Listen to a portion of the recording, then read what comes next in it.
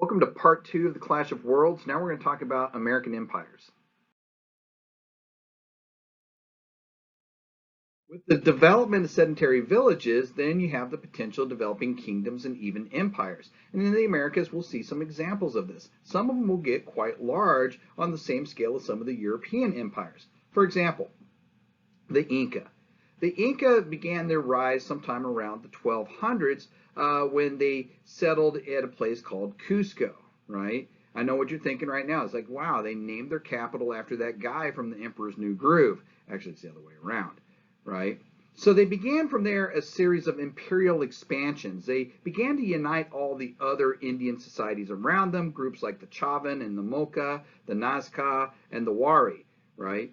And they turned them into tributary states. And they did so by constructing literally thousands of miles of stone roads, right? Many that still exist today, right? The stone roads made trekked over nearly what would normally be impassable mountains and uniting these kingdoms together, right? They domesticated the llama and they domesticated the guinea pigs. This is where you're going to see your plows being pulled, right?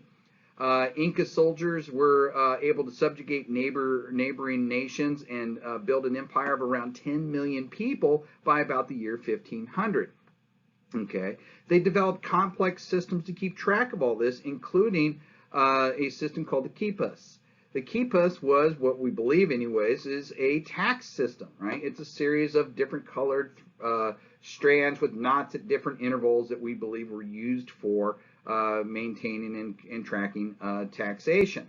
Okay, the Inca were also seafaring, and by seafaring I mean they're not littoral, right? They're not just coastal farers. They go out into the ocean, out beyond the site of land. In fact, there is evidence of Inca habitation of the Galapagos Islands, which is very far off land, and you cannot see the mainland of South America from there, right? At the time of European contact, the Incas were in what you'd call the Bronze Age, right? To put that in a comparative sense, the Spanish at the time of contact were, well, you might call it the early gunpowder age, but really the late Iron Age, right? You had gunpowder weapons. As a matter of fact, Pizarro will bring some rudimentary cannon there to help him conquer the Inca, but they'll play a very minor role, right? We're not really quite in that phase where gunpowder weapons are king.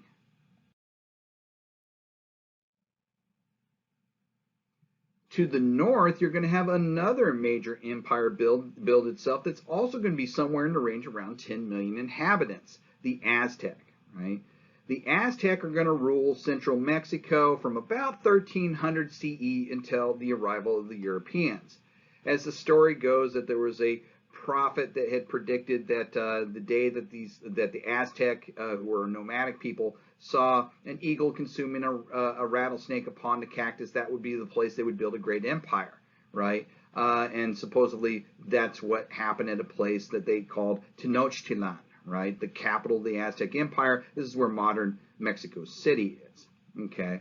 So again, they are going to exercise the same kind of political policies like the Inca did. They are going to subjugate and conquer neighbors and make them tributary states, right? They're going to create complex systems for taxation.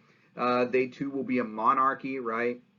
Very similar to the kind of things you see in Europe, right? You see monarchs with kings and divine rule, and you know, it passes down to the son and things like that, right? And of course, it's also a very militarist society, right? Because they're subjugating all their neighbors.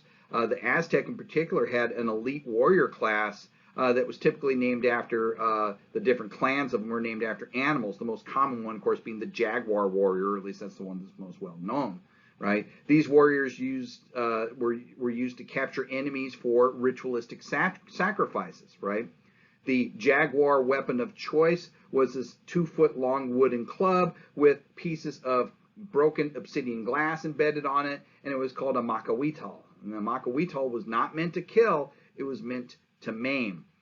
Tenochtitlan itself, by 1500, is going to be a city of over 200,000 in population, making it larger than pretty much any city in Europe at the time.